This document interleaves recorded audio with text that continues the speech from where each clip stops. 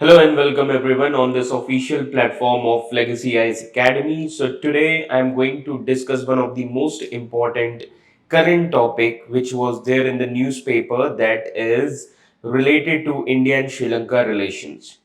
So recently, as we all know, that Sri Lankan President Ranil Wickremesinghe, he has visited India, and this was his first visit, and he assumed his office last year after Sri Lanka was in economic crisis. Okay, now there are some important agreements which are signed between India and Sri Lanka. Now with this, we can say how India is helping Sri Lanka taking out from the clutches of China. Okay. So in this session, in this video, I'm going to discuss how India is helping Sri Lanka, or how India is assisting Sri Lanka taking out from the clutches of China. Okay. So various agreements have been signed. So this was an article in the newspaper, that is The Hindu. Okay, this article was there on 25th July. Okay, the Hindu newspaper. Okay, so we are going to discuss this article, this editorial. Okay, now if we see India and Sri Lanka relations, now India and Sri Lanka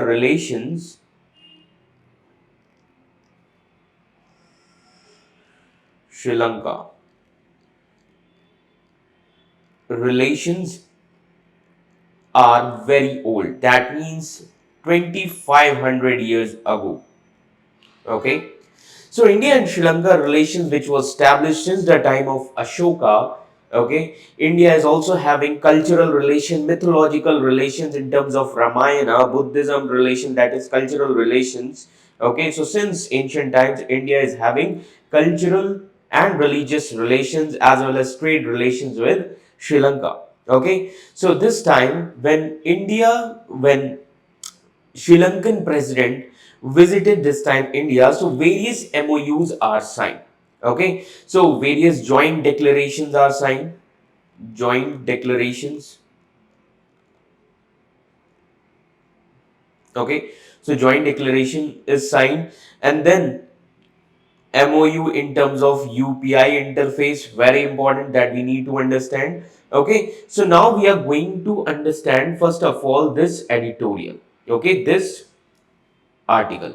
Okay, so as we can say that India is trying much, okay, to take out Sri Lanka from the influence of China. Okay, so there are various instances where India is playing its role, its diplomatic role, so that it can take out Sri Lanka from the influence of China. Okay, so first of all, we'll try to understand what are the important things. Okay, now joint statement has been issued between both the countries. Okay, so as you can see here in the editorial itself, with a joint statement on economic cooperation, India and Sri Lanka outlined a forward looking vision of their relations. Okay, so basically during the visit, okay, Indian Prime Minister and Sri Lankan PM, okay, they jointly released the statement on economic cooperation. So both the leaders, both side leaders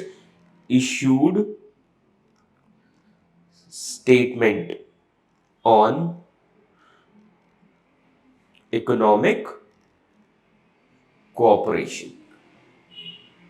Okay, economic cooperation.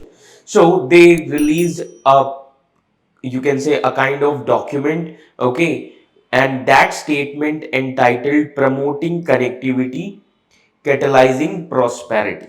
That means this shows that India Sri Lanka economic partnership vision. Okay, that means this slogan, as you can see here, so this promoting connectivity and catalyzing prosperity, one of the most important part in terms of India Sri Lanka economic partnership vision. Okay, and apart from this, this document also lays down the 5 areas. Okay, so this document also lays down the 5 areas, that is maritime, air, energy, trade, and people to people initiatives. So these are some 5 important pillars in this document. 5 important pillars in this document. Okay, so now we are going to understand what are those 5 pillars. As you can see here on your screen, maritime connectivity, okay, then air connectivity, energy and power connectivity, trade and economic and financial connectivity, then people to people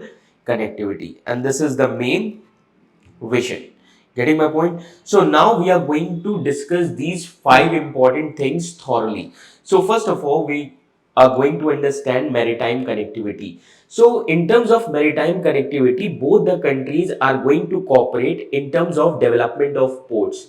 Okay, logistic infrastructure at Colombo Port, Trincomalee, and Kankesanthurei Port. Okay, so these three are important ports. Okay, and apart from this, three countries are going to these two countries, that is India and Sri Lanka, both are going to start passenger ferry services. Now, this passenger ferry services, when it will resume between India and Sri Lanka, this will help in terms of connectivity. Like, for example, ferry services will be resumed between Nagapattinam in India and Kankesanthurei, Sri Lanka.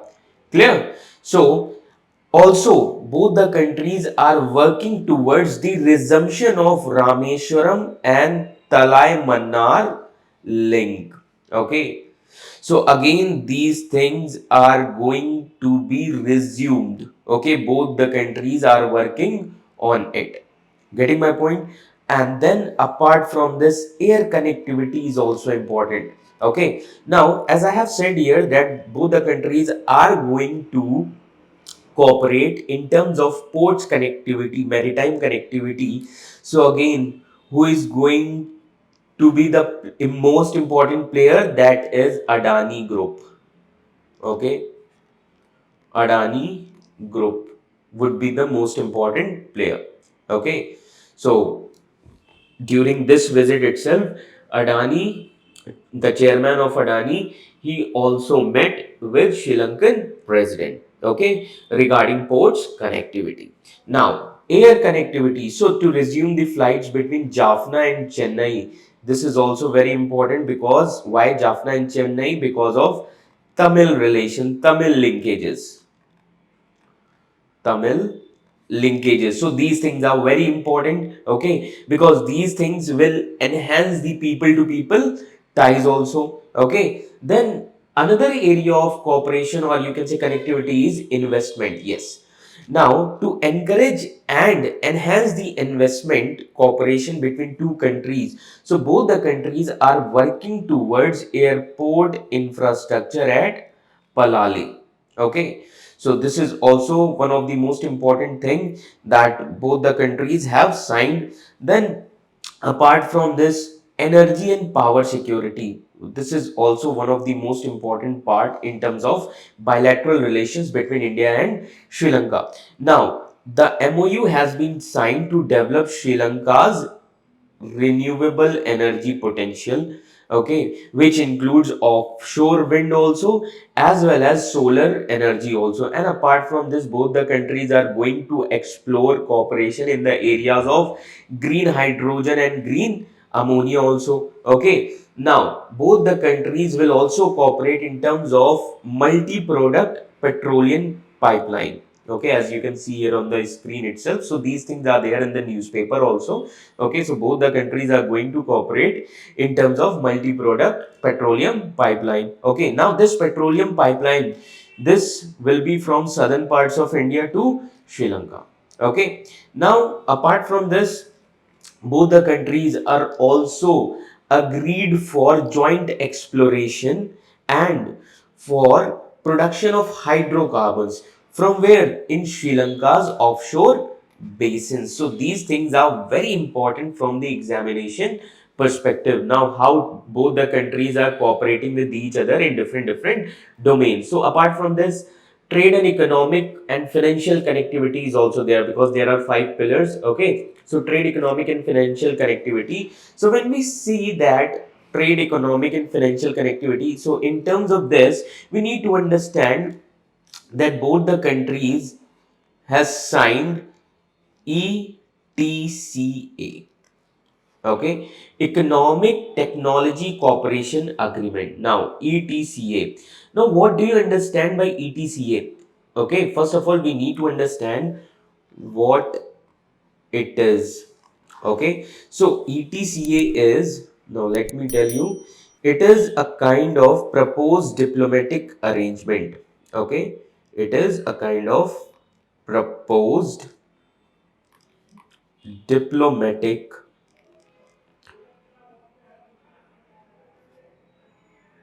arrangement.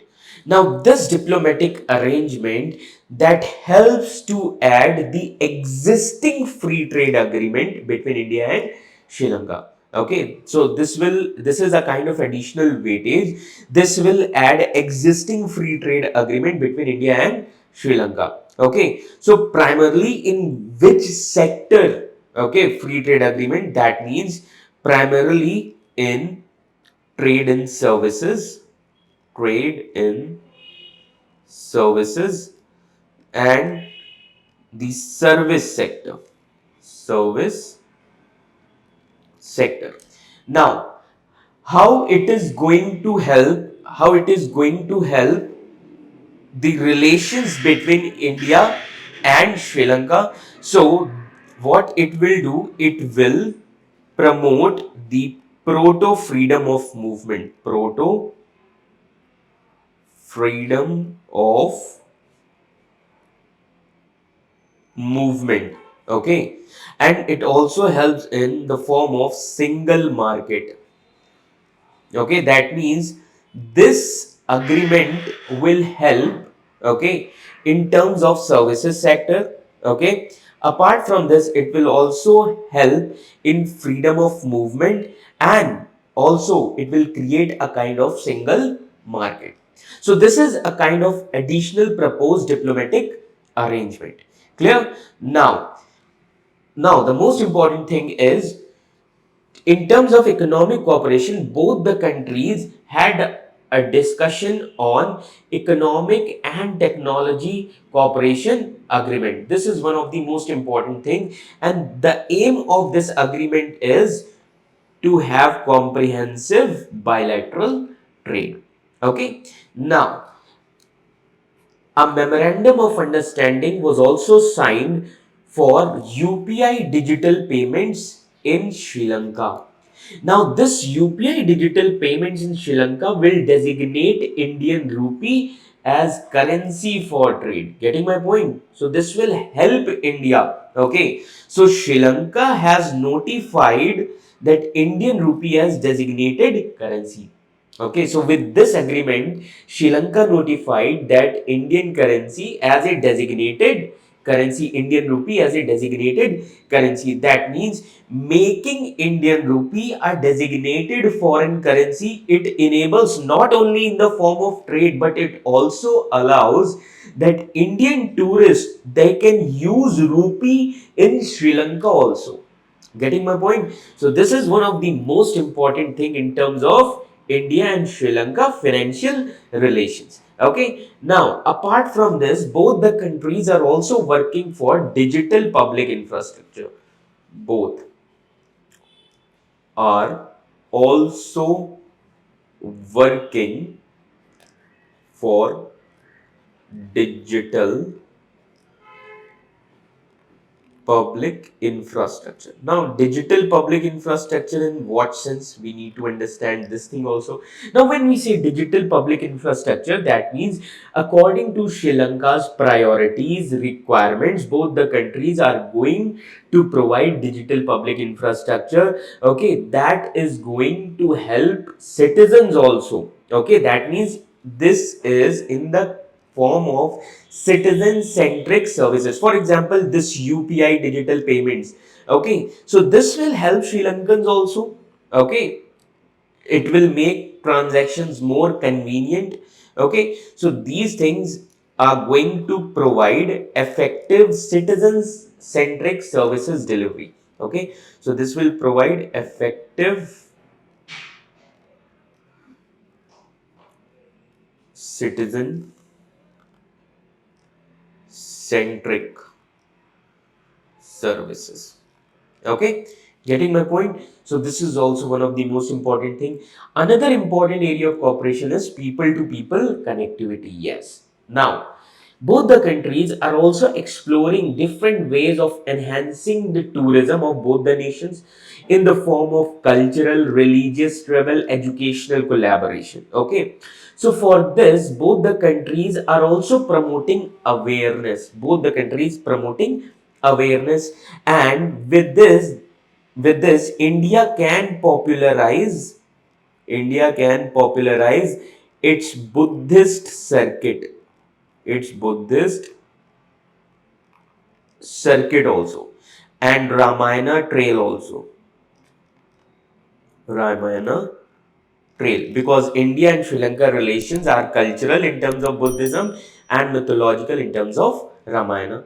Getting my point? So, apart from this, ancient palaces or ancient places of Buddhist, Hindu, and other religious worship in Sri Lanka, okay, they are also going to enhance tourism. Getting my point? Okay.